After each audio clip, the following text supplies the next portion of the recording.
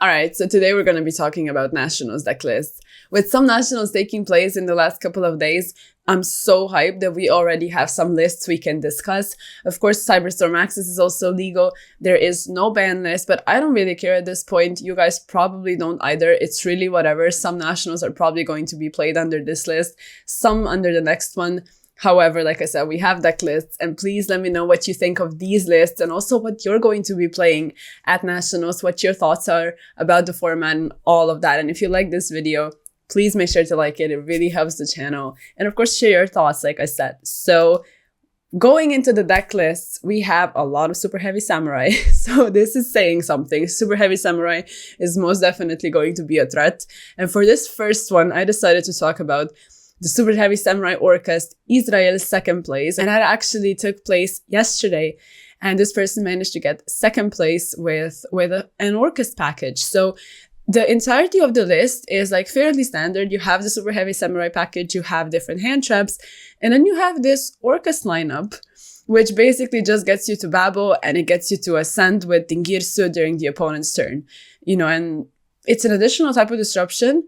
It's also just machine monsters, so naturally everything goes together really well. The synergy seems there, and it's a really cool idea. It's really the first person that thought of this, and I think that's kind of dope, Seeing Orcust do well is always cool, especially with Harp still banned. And just looking at some of the other cards here in the side deck, we can see the Magical Hound, which is a cool out to perform upon 5 Rainbow Magician. You have Eccentric as well. There's Jinzo, which is kind of dope, Like, Jinzo is just very, very useful, and it's amazing seeing it in the deck. And there's Ypsilon as well to counter trap cards. So, I apologize about my voice. I'm still sick. And it's just going to be a little raspy. So, yeah, we have Retaliating Sea as well. I don't think that's bad. You need some kind of card to deal with Pearly. There might be other ways of dealing with it, like Herald of the Abyss and whatever, so you can actually deal with the board when it's established, but this person decided to go for Retaliating Sea while the board is still being made. I don't think that's an issue. However, cards like Thrust are a thing. In a couple lists, you're going to be able to see that someone played Thrust in the Pearly deck. And I think that immediately you just give them a plus with Retaliating Sea being a monster on the board. So it's not exactly ideal, but it is a way to counter Pearly. So there's my thoughts on that. And then moving right along to some other Super Heavy Samurai lists, we have a very, very standard one from what I'm seeing. The monster lineup seems like it's kind of the regular ratios. You have Ancient Gearbox, there's Tunneler. I really love Tunneler in this deck. Just the additional 2 draws is just so free. And it is kind of busted, but I like it. There's 2 Kashtira Fenrir. I've seen this quite a lot in different deck lists when it comes to Super Heavy Samurai. And I really love the monster lineup, or the hand trap lineup, I should say, of 2-offs. I'm a huge fan of this. I think in a diverse meta where you need a ton of hand traps as well, you should be playing 2-offs so you don't brick, quote unquote brick, on multiples of them and not be able to use the hard ones per turn ones, whereas you can just play 2-offs. I like the extra deck. Kind of standard. And looking at the side deck, there's Pankratops, and I think Pankratops is cool, you can see Pankratops in another list is going to be in the main deck, so a lot of people are respecting Pankratops and actually thinking it's viable, which is not bad at all. And we see DD Crow.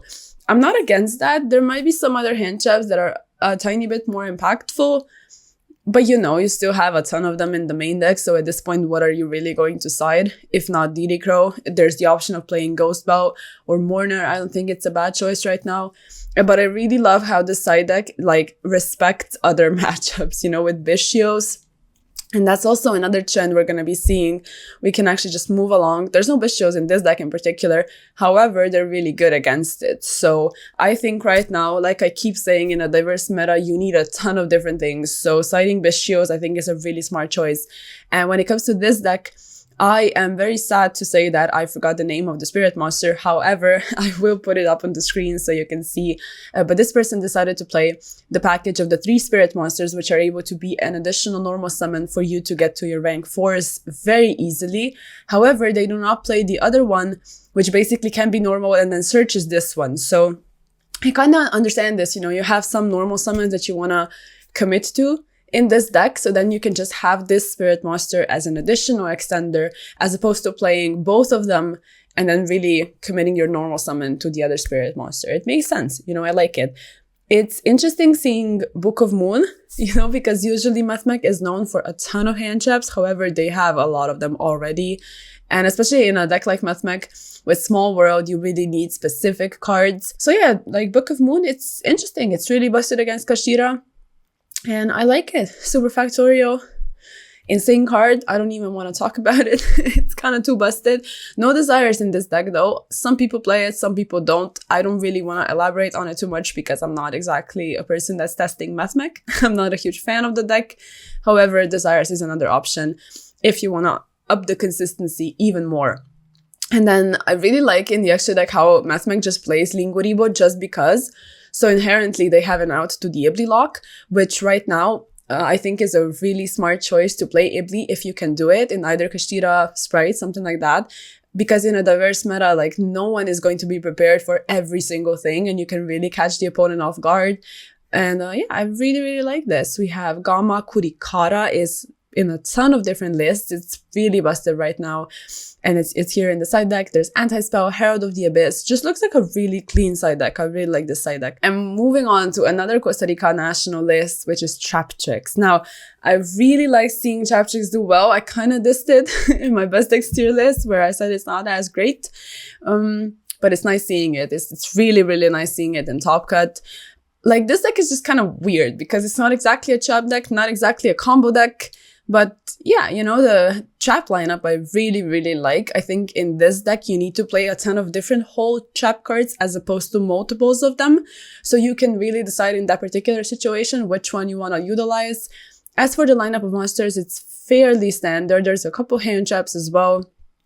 I really like this list. Honestly, it's very similar to what we have built IRL, and I really, really like it. There's Utopia the Lightning in the extra deck, and for the side deck, yeah, just regular stuff. There's Kaijus, Droll.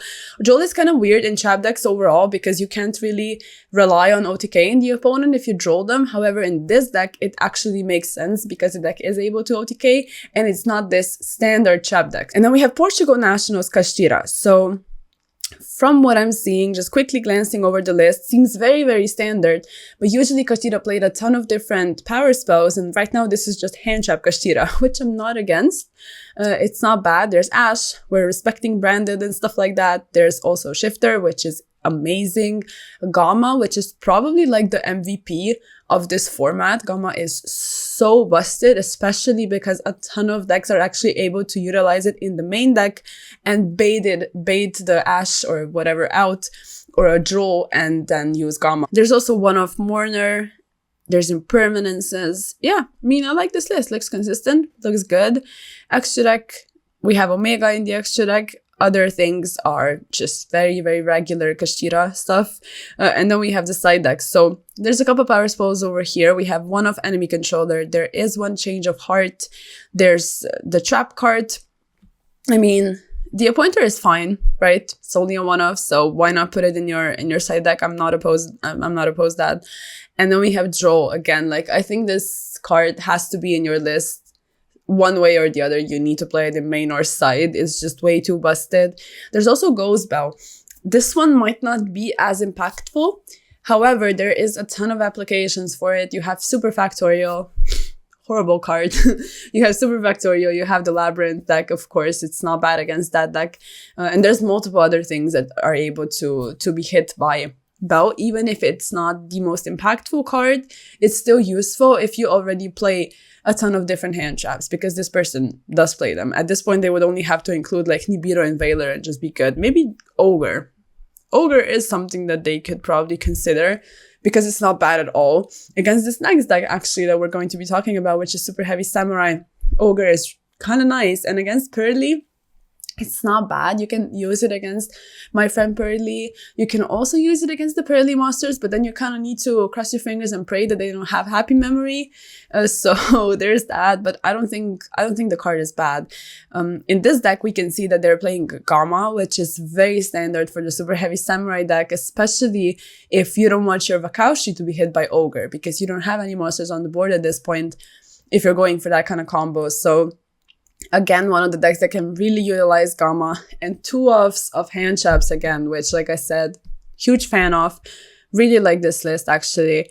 And then, the extra deck is very similar to the last one we saw. Overall, the list is very similar, but they do not play DD Crow in the side deck, which I think is cool. You know, they have Mourner, which I think is really nice right now. There is Spellcaster, of course. One of the last lists we saw played Magical Hound. So you always kind of need to have some sort of out, to cards. And I think that's cool. Eccentric, just amazing in this deck, and Methmec as well. There is Kurikara. Yeah, that's really cool. Moving on, we have another Kashtira list. So this one has Thrust, and there is a ton of Thrust targets. Thrust is just, it almost feels like a card made for this deck, or that type of deck that really utilizes normal spell and trap cards. So cool card, only 1-off, which is not bad. You know, if you enjoy it, you still have a ton of different targets for it, which is cool. There is Joe in the main deck of this list, which I really like. I think Joe should probably be mained. Shifter might be a tiny bit more specific, actually. So I like this list more than the other one, where Shifter is in the side, and there's also Ibli.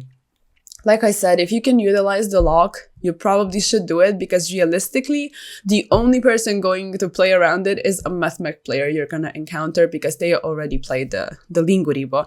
There's also Judgment for going first, which is cool. And then we have Ireland Nationals, which were actually won by Life Twin Sprite. And from looking at this list, there is no Runic. So props to this person for doing well with Life Twin Sprite with no Runic. And then here we can see the Life Twin package. There's the spell cards. And as for the Sprite cards, there's 2 of red, which is fine. There is hand traps and also talents. So obviously in a Sprite deck, you have a ton of different spots for tech cards, and Joe in the main deck again, which I like. There is 3 Veiler, which is interesting. No Ogre, no Nibiru. All right, I mean, fair Nibiru, but like no Ogre. That's fine. That's cool. No Mourner either. There is Impermanence Joel, Ash. And then here in the side deck, we can see Grave of the Super Ancient Organism. So I like this card. I think it really, really does like puts in work against Kashtira, against Branded, and there's other matchups that you can probably utilize it in. There is Bestios again. It's interesting, you know, there's different packages. There is Magnum with Emboldrake. You can also use Magnum with Joyous Worm. So really whatever you want to do. Kurikara as well. Pretty much almost on the level of Gamma. Oh, this person is not playing Gamma, right? Okay, interesting. And then we have, like I wanted to say, Kurikara and Gamma are like probably some of the top cards right now for going second. And as for Gamma, of course, looking at this next list, it's not bad going first either, because it's super heavy Samurai, like we talked about before. Again, 2-ofs. And then this person just decided to go, okay, Pankratops is like the best card. I'm included in my main deck, and you know, I'm not against it. It's kind of funny seeing it, but I don't know. I mean, it's not bad, right? And it's just very decent removal, especially because in this deck, you don't have spells and trap cards. So I can understand why Pankratops would put in much more work. And then looking at the extra deck, it's a tiny bit different. There is Unicorn. There's no IP, which IP into Unicorn is like an additional disruption. So Unicorn over here is just removal, and then you very easily go into access code that way, which I think is cool. There is Retaliating Sea, like I talked about before. Kurikara, again, there's 2 Nibiru, there's a couple anti-spells. I like this side deck. I think it's really nice. And then moving along, we have Methmec again. So this person does not play, they don't play either Firewall Defensor nor the Spirit Monsters, which is interesting. Like, if you're a Methmec player, let me know what your thoughts are on all of the packages, because a lot of times I'm seeing lists right now with no Defensor, and I was like under the impression that Defensor is really nice because it's a 1-card circular, but like I said, I'm not testing the decks, so let me know what your thoughts are about that. There is Silent Mining, and just using Silent Mining, using Gamma on the Ash probably must feel amazing, so that's probably dope. And then, there's the Terahertz in the extra deck. We have Bell in the side, a couple Droplets. There is Anti-Spell, Dark Ruler. Yeah, looks like a cool side deck. Overall, you can pretty much play so many different things that I'm thinking that you really need to like tailor your side deck to fit your personal meta. You should do this all the time, regardless. But right now, I think it's so important. If you don't go into your nationals with siding patterns already figured out, you're just going to have a bad time. And then looking at, I think this is the last list. Yeah, it's the Pearly list. So I already spoiled it a bit. There is Trust in this list, and you have targets because there is the Herald of the Abyss. There's also the Daruma Karma Cannon. You have the Chap card. You have 2 talents. I like the idea. I really do. I think it's amazing because your Pearly opponent in a mirror match is going to draw during your standbys for a fact if they're able to put up Sleepy Memory. There's also, of course, the Shangri era or whatever the Kashtira player does. A lot of times Trust is going to be live because of it. And just overall, you know, Trust might be live a lot of times right now with hand traps being very popular. However, if you look at this list, there is, I think, 7 slots dedicated to this package of Trust and the targets, which I'm not against. However, if you would dedicate those 7 slots to hand traps, you might stop Super Heavy Samurai a little more easily. And I'm not exactly sure how the Pearly matchup against Super Heavy Samurai is, but going second into a full board might be a little harder, you know? You still have a couple hand traps, but it's not enough for you to consistently see 2. So I think it's interesting. I think it's a cool approach. But like, I don't know, I would personally probably go for a ton of hand traps. But I totally understand what they were going for. I like the addition of the Herald, the Daruma Karma Cannon. And I really love the Grafa in the side deck, which is just a pop to get it off of snow. I like it. I think it's really nice. And then there is Dinko Seka. There is Rasfir mode. This entire side deck is very random. There's summon limit, which is understandable. That's, yeah, okay. Fits in this deck. Makes sense. And I can't say I'm against it, you know, I like it. It's kind of weird, but I like it. There is Shifter as well. So Shifter in this deck, all right, you know, fair. I don't think it's bad, but it doesn't exactly benefit your deck either. So you really need to think about when you would use this. And I mean, naturally it's for going second, but just overall, if you use it during the opponent's turn, it's still going to hinder you during your turn. So it might become a little weird. Interesting, very interesting list. And looking at the extra deck, there is Ensemble Robin, which I think is amazing. It's just so nice in this deck. You're probably going to be able to go into it almost every single time. There is no Baron and Axios Synchron. Some people have been testing this out from what I've seen. Of course, tech cards are going to change as we go deeper into this format and into that season overall. And I'm really so excited to be able to experience this Nat season because it's so interesting. And even though I'm not a huge fan of diversity, it's always cool seeing what people come up with, what types of decks and mashups like we've seen in this video they play.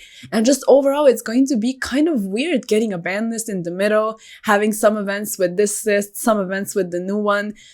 Like I said, all in all, I'm really excited. Let me know if you guys are excited as well. With more nationals coming up, we are going to be seeing a ton of new lists, and I'm so hyped to go through them with you guys. So if you like this video, like I said before, make sure to like it. Also sub, check out all the other social media, check out Sleeve Sheaf, and get your last minute pickups on Card Market if there's any cards you need to play at your nationals. And I'll see you guys in the next video. Bye.